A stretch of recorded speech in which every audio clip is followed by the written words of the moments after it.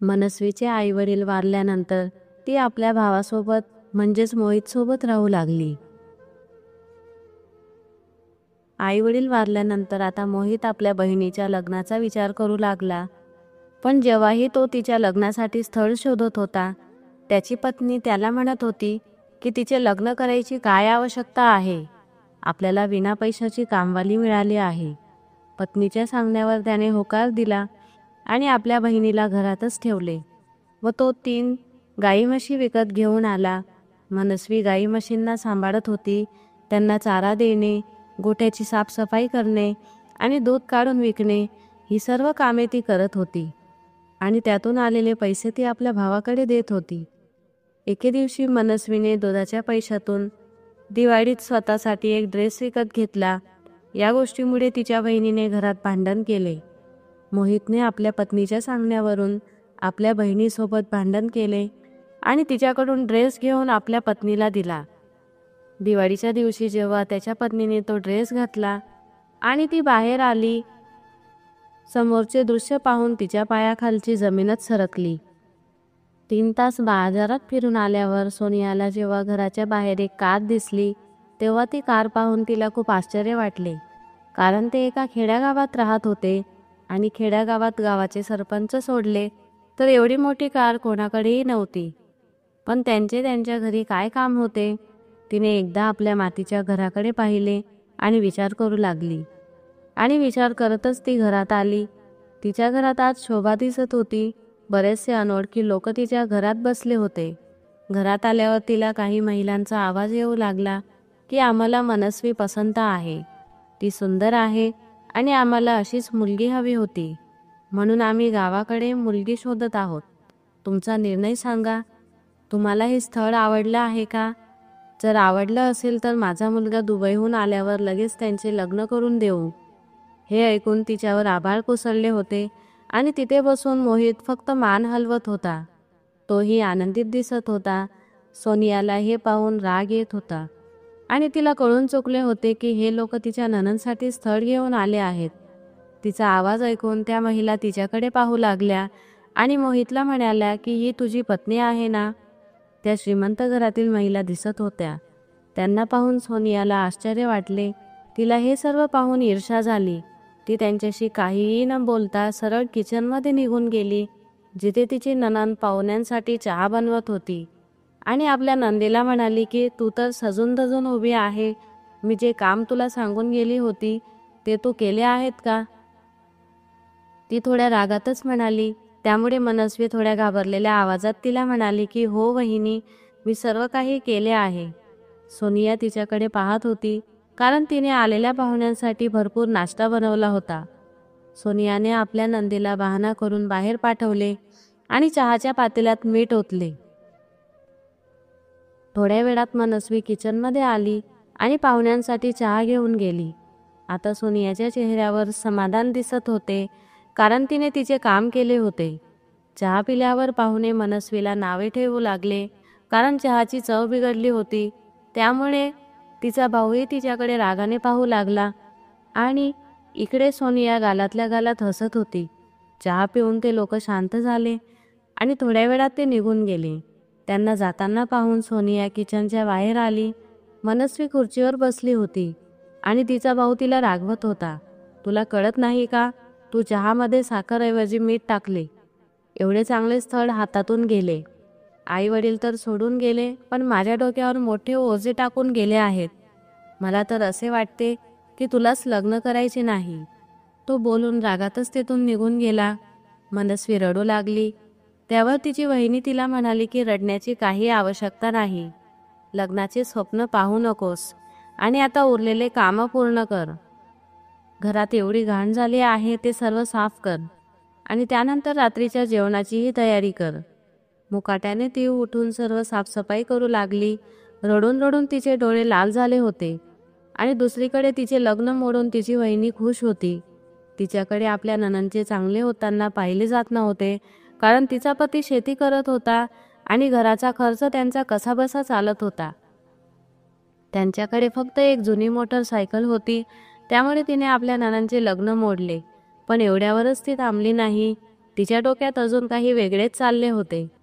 संध्याकाळी सर्व काम संपल्यावर मनस्वी आपल्या रूममध्ये जाऊ लागली तेव्हा तिच्या वहिनीने तिला थांबवले आणि म्हणाली की हा ड्रेस तर आधी मी तुझ्याकडे पाहिला नाही, हा कुठून आला?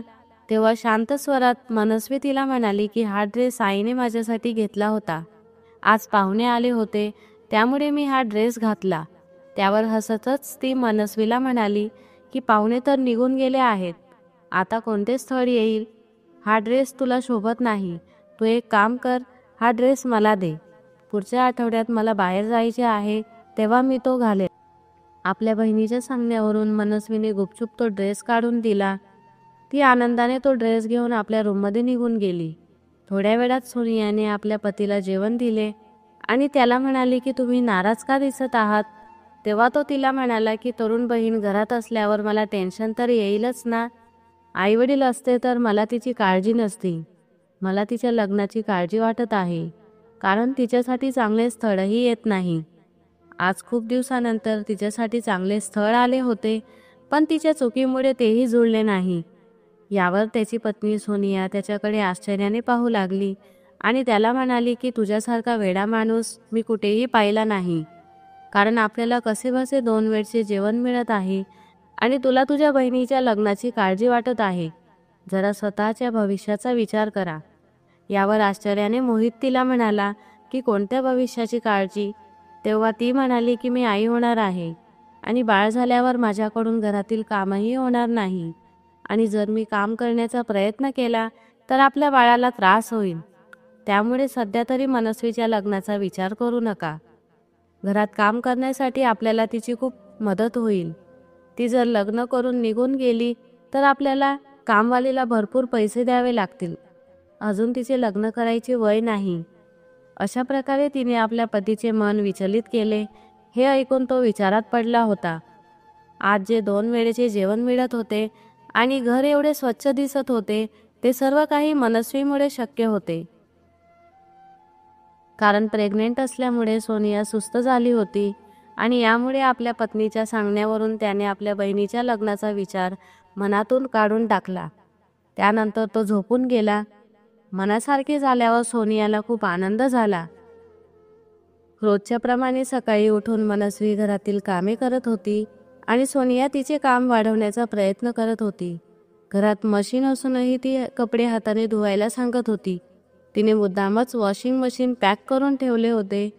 स्वयंपाक करणे, कपडे भांडे धुणे, कपडे इस्त्री करून ठेवणे ही सर्व कामे ती करत होती आणि ती आता दिवसेंदिवस कमजोर होत चालली होती.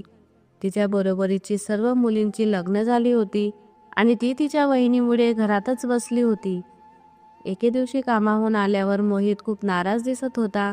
तो रागातच घरात आला आणि जेव्हा मनस्वीने त्याला गरम पाण्याचा ग्लास दिला तेव्हा त्याने रागातच तो ग्लास फेकला. त्याची पत्नी सोनिया हे सर्व काही पाहत होती. ती त्याच्याजवळ जाऊन म्हणाली की काय झाले आहे? तेव्हा तो म्हणाला की पाऊस पडला नाही, त्यामुळे शेतीचे नुकसान झाले आहे. कळत नाही आता हे वर्ष कसे जाईल. तो डोक्याला हात लावून बसला आणि त्याला पाहून सोनियाही आता विचारात पडली. घरात पैसे नसणे याचा अर्थ असा होता की ती शॉपिंग करू शकत नव्हती, कारण तिला बाजारात जाऊन शॉपिंग करण्याची खूप आवड होती. ती आपल्या पतीला काहीही न सांगता लपवून पैसे ठेवत होती. अचानक तिला एक कल्पना सुचली आणि ती आपल्या पतीला म्हणाली की मागच्या वर्षी आपल्या शेजाऱ्यांना ही नुकसान झाले, त्यामुळे त्यांनी शेती करणे सोडून दिले आणि गाई म्हशी घेऊन आता ते दूध विकण्याचे काम करत आहे. शहरातून दूध घेण्यासाठी गाडी येते, यातून ते भरपूर पैसे कमवत आहे. त्यामुळे तुम्हीही आता गाई म्हशी विकत घ्या आणि आपणही दुधाचा व्यापार करू.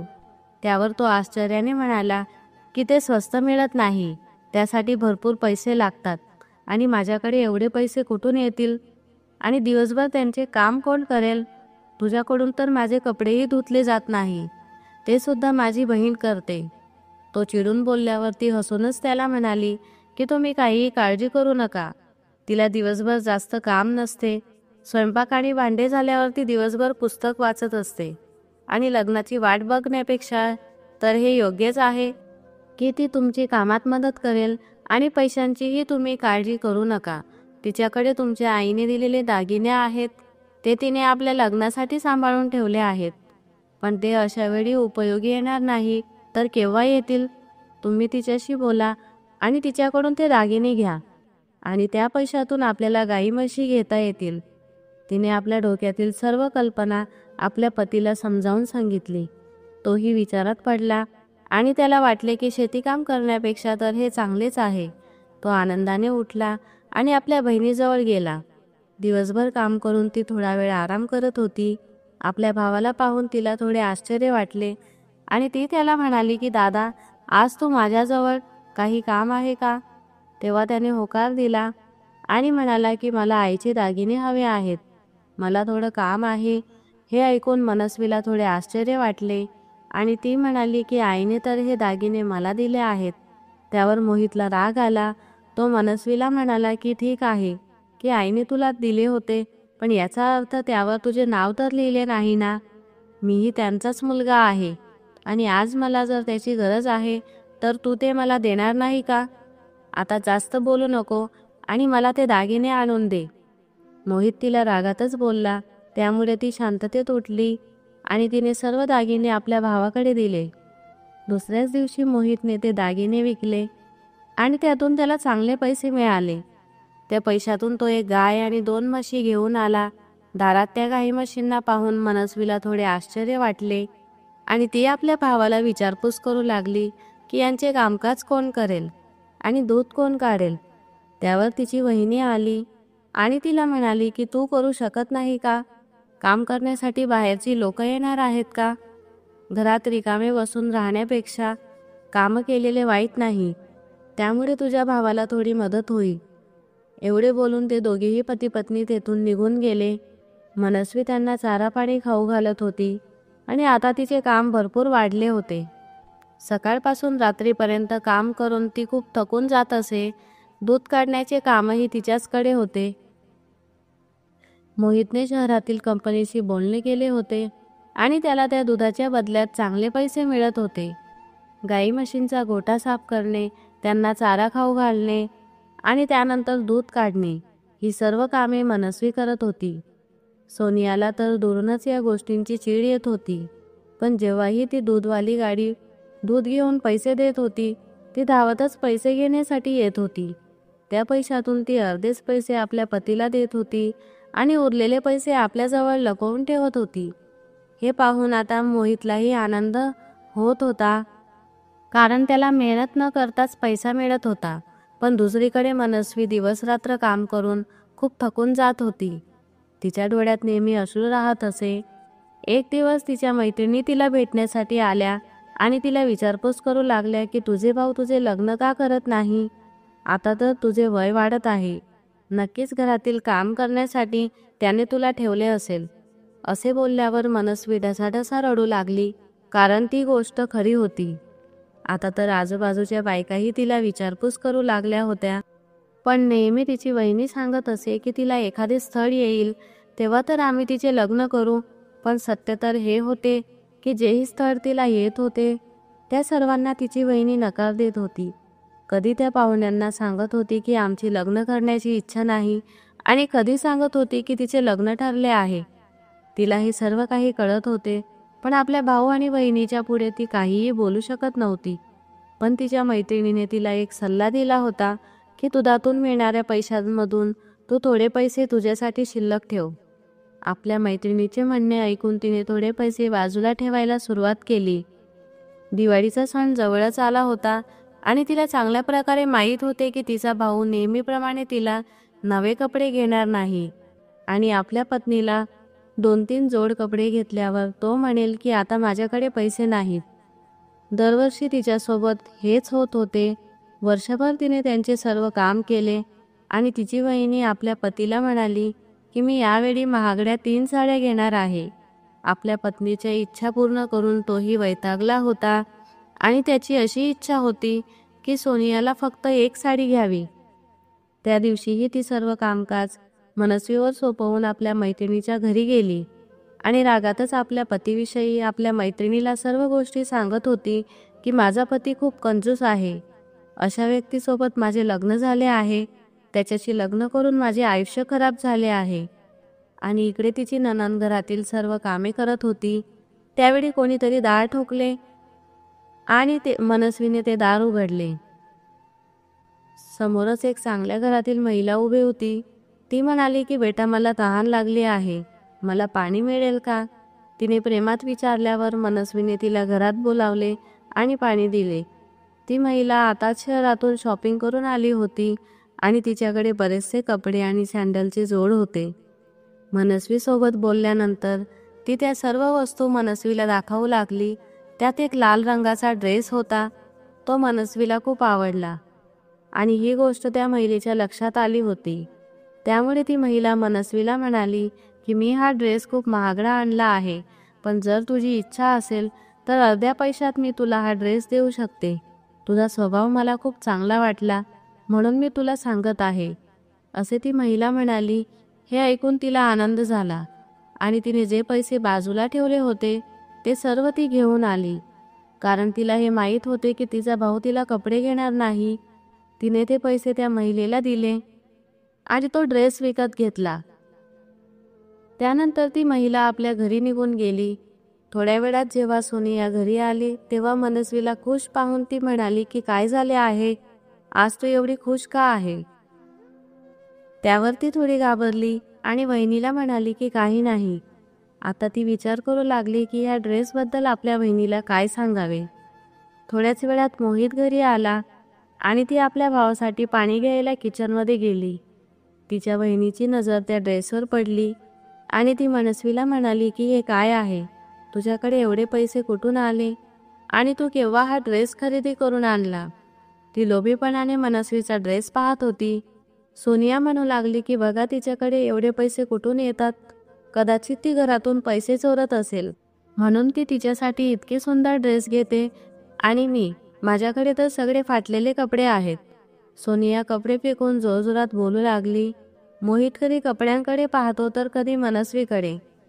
सोनियाला अचानक खूप राग येतो. ती रागाच्या भरात मनस्वीला जोरदार चापट मारते व म्हणते की भाऊ किती चिंतित आहे पैसे कमवण्यासाठी आणि तू खुशाल पैसे उडवत आहेस. तुला थोडीही लाज वाटत नाही का? इतके महागातले कपडे घ्यायला? तू नक्कीच घरातून पैसे चोरते. घरात पैसे नाहीत आणि तरीसुद्धा तू इतके फॅशनेबल कपडे वापरते. जर तुला फॅशन करायची आहे तर तुझ्या घरी गेल्यावर कर. मोहितने कपडे सोनियाच्या अंगावर फेकले आणि सांगितले की हा ड्रेस तूच ठेव आणि माझं डोकं खाणं बंद कर. मनस्वीकडे आधीच खूप सारे नवीन कपडे आहेत, ती त्यातूनच एखादा कुठला घालून घेईल. मोहित असे बोलून घरातून बाहेर निघून गेला, पण मनस्वी त्या जागी शांत उभी राहिली. सोनियाने कपडे उचलले आणि आरशासमोर स्वतःला लावून पाहत होती की मी कशी दिसेल. मनस्वी तिच्याकडे पाहत उभी राहिली. ती काहीच करू शकत नव्हती कारण भाऊ आणि वहिनीच्या वागण्यामुळे तिला खूप वाईट वाटत होते. ती आपल्या खोलीत गेली आणि खोलीत एका कोपऱ्यात बसून रडू लागली. कदाचित जर तिचे आईवडील जिवंत असते तर तिला आजही दिवस पाहावे लागले नसते. दिवाळीला जवळजवळ 1 आठवडा बाकी होता. सोनियाने स्वतःसाठी छान कपडे शिवून घेतले होते. मनस्वी खूप शांत होती. तिच्या मनात खूप मोठे दुःख वावरत होते. सोनियाने सांगितल्याप्रमाणे तिने दिवाळीची संपूर्ण घरात तयारी करून ठेवली होती. मनस्वी देवाला प्रार्थना करत होती की कधी माझे दिवस चांगले येतील. ती दिवसभर या गोष्टींचा विचार करायची, कधी मी इथून निघून जाऊ. यावेळेसही ती हाच विचार करत होती. विचार करता करता तिला झोप लागली. ती सकाळी लवकर उठली आणि सगळ्यांसाठी नाश्ता बनवला. सकाळी जेव्हा मोहित बाहेरून घरात आला तेव्हा तो खूप आनंदित दिसत होता. त्याने खिशातून पैसे काढले आणि सोनियाच्या हातात दिले व मनस्वीकडे बघून म्हणाला की माझ्याकडे एवढेच पैसे आहेत. मनस्वीने दिवाळीत आपल्याजवळ असलेले जुने कपडे इस्त्री करून घातले होते व सोनियाने नवीन कपडे घालून त्यावर खूप छान मेकअप केला होता. ती विचार करतच खोलीतून बाहेर निघाली. आज मनस्वी मला पाहून जळूनच जाईल. ती खोलीतून बाहेर येताच मनस्वीला आवाज देऊ लागली, पण तिचे शब्द तोंडातल्या तोंडातच राहून गेले. कारण जेव्हा तिने दाराबाहेरचं दृश्य पाहिलं तेव्हा ती स्तब्ध झाली. तिला काहीही समजत नव्हते की काय बोलावे. कारण दारामधून काही लोक घरात आले. ते मनस्वीसाठी एक चांगलं स्थळ घेऊन आले आहेत. मोहित दारात उभा राहून त्यांचे स्वागत करत होता. ते लोक खूप आनंदित दिसत होते. मुलगा देखील त्यांच्यासोबत आलेला होता. सोनिया मुलाकडे पाहून आश्चर्यचकित झाली, कारण इतका सुंदर आणि देखणा मुलगा मनस्वीसाठी आला आहे हे पाहून तिला मनस्वीबद्दल तिरस्कार येऊ लागला. ते लोक म्हणाले की आम्ही परत एकदा मनस्वीसाठी हे स्थळ घेऊन आलो आहेत, कारण आम्हाला तिच्यासारखी सुसंस्कृत मुलगी कुठेच मिळाली नाही. त्या दिवशी तिने चुकून चहामध्ये मीठ टाकले असेल, आणि चूक तर माणसांकडूनच होते ना. आज दिवाळीच्या दिवशी आम्ही आमच्या घराची लक्ष्मी तुमच्याकडे मागण्यासाठी आलो आहोत. आम्हाला तुमच्याकडून हुंडा नको. आम्ही लग्नाचा सर्व खर्च करू. त्या लोकांनी मोहित समोर आपला निर्णय मांडला होता. मोहितही हे सगळं ऐकून आनंदित झाला, कारण त्याला कधी ना कधी आपल्या बहिणीचे लग्न करायचे होते आणि खर्चही त्यालाच करायचा होता. पण जर त्याने या लग्नास होकार दिला तर त्याला त्याचा खर्च करावा लागणार नव्हता. त्याचा खर्च वाचणार होता. आणि हे लोक सगळा खर्च करण्यास तयार आहेत. घराबाहेर मुलाची एक आलिशान गाडी उभी होती. तो मनातून कितीही वाईट असला तरीही त्याला माहीत होते की मनस्वी त्याची बहीण आहे आणि बहिणीची सर्वस्व जबाबदारी त्याच्यावर आहे. म्हणून त्याने लग्नास होकार दिला. मोहित लग्नास हो म्हटल्यावर लगेच सोनिया त्याच्याकडे आली आणि म्हणू लागली की तुम्ही लग्नाला हो का म्हटले? आपल्याला घरातील काम कोण करेल? मोहित तिला एकही शब्द न बोलण्याचा इशारा केला. मोहित आपल्या बहिणीच्या लग्नामुळे आपल्या पत्नीला विसरला होता. त्याने मनस्वीचे लग्न एका आठवड्यात करण्याचे ठरवले. मनस्वीला अजिबात विश्वास होत नव्हता की तिचे लग्न होणार आहे. काही दिवसांनी मनस्वीचे लग्न झाले. तिची वरात पाहून सगळे लोक आश्चर्यचकित झाले. सोनियाने खूप प्रयत्न केले तरी देखील मनस्वीचे लग्न मोडले गेले नाही. शेवटी मनस्वीचे लग्न झाले आणि ती तिच्या गाडीत बसून सासरी निघून गेली. ज्यावेळेस मनस्वीची पाठवणी झाली त्यावेळेस सोनिया अत्यंत रागात होती. तिची अजिबात इच्छा नव्हती की हे लग्न झाले पाहिजे. तिने भरपूरदा लग्न मोडण्याचा प्रयत्नही केला, पण देवापुढे तिचे काहीही चालले नाही, कारण तिला आता घरातील सगळे काम स्वतःच करावे लागतील व मनस्वीचे लग्न इतक्या मोठ्या घरात झाल्यामुळे तिला त्या गोष्टीचे देखील दुःख वाटत होते. त्या लोकांनी मनस्वीला सोन्याने मडवून दिले होते हे पाहून सोनियाला अजूनच वाईट वाटत होते, कारण तिने स्वप्नातही विचार केला नसेल इतकं सोनं मनस्वीच्या अंगावर होतं. ती विचार करत होती की मी हे मनस्वीकडून कसे घेऊ? मी तिला तिच्या नवऱ्यापासून वेगळे करण्याचा प्लॅन कसा बनवू? कारण तिचा घटस्फोट झाला तर ती परत या घरात कामाला येईल. असा विचार करत असताना ती मागे फिरून जाण्यास निघाली, पण खाली पाणी पडलेले होते. त्या पाण्यात तिचा पाय निसटला आणि ती खाली पडली.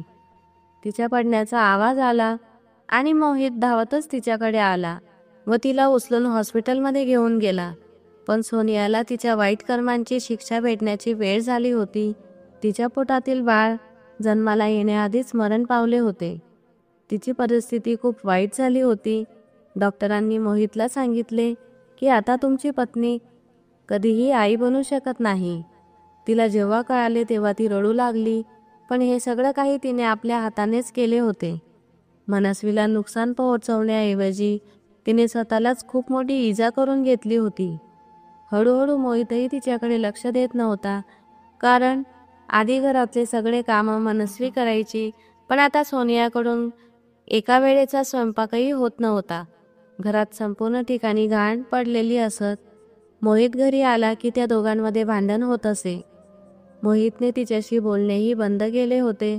तो दुसऱ्या महिलांकडे आकर्षित झाला होता. सोनिया रडून रडून देवाकडून माफी मागत होती. तिला माहीत होते की हे सगळं काही मी मनस्वीला दुःख दिले त्यामुळे मला भोगावे लागत आहे, पण आता खूप उशीर झाला होता. काही दिवसात मोहितने दुसरे लग्न करण्याचा विचार केला. यामुळे सोनिया आता जास्तच विचारात पडली होती. तो तिच्याकडे जराही लक्ष देत नव्हता आणि घरातील सर्व कामे आणि गाई म्हशींना चारा टाकणे, गोठा साफ करणे आणि दूध काढणे यासारखे सगळे कामं सोनियालाच करावे लागत होते. ती त्या घरात मोलकरणीसारखी राहत होती. घरातील सगळे कामं तिलाच करावे लागत होते आणि शिव्या देखील ऐकाव्या लागत होत्या. तिला कळाले होते की मनस्वीला याच प्रकारे तिने त्रास दिला होता, त्याच पापाची शिक्षा तिला भेटत होती. म्हणून मित्रांनो, कधीच कोणाला त्रास देऊ नये. तिने मनस्वीला जो काही त्रास दिला, आज तो त्रास तिला परतफेड म्हणून मिळाला आहे. कधीच कोणाला त्रास देऊ नये व कोणाच्या भावनांशी खेळू नये. जर कोणी आपलं सर्व काही सहन करत असेल तर त्याचा काहीतरी नाईलाज असेल. जर आपण त्याचा फायदा घेत गेलो तर एके दिवशी आपल्याला त्याच्यापेक्षाही जास्त वाईट दिवस पाहावे लागतात. आणि सोनियासोबतही तेच झाले. जर तिने मनस्वीला समजून घेतले असते आणि तिची व्यवस्थित काळजी घेतली असती तर मोहितलाही तिची जाणीव राहिली असती. त्यामुळे कुणाबद्दलही वाईट विचार करू नका. सर्वांशी माणुसकीने वागा आणि नातेसंबंध जपून ठेवा. मित्रांनो, तुम्हाला या कथेबद्दल काय वाटते ते कमेंट बॉक्समध्ये कळवा.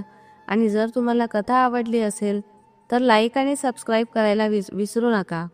आपण पुन्हा भेटूया एका नवीन कथेसह. तोपर्यंत धन्यवाद.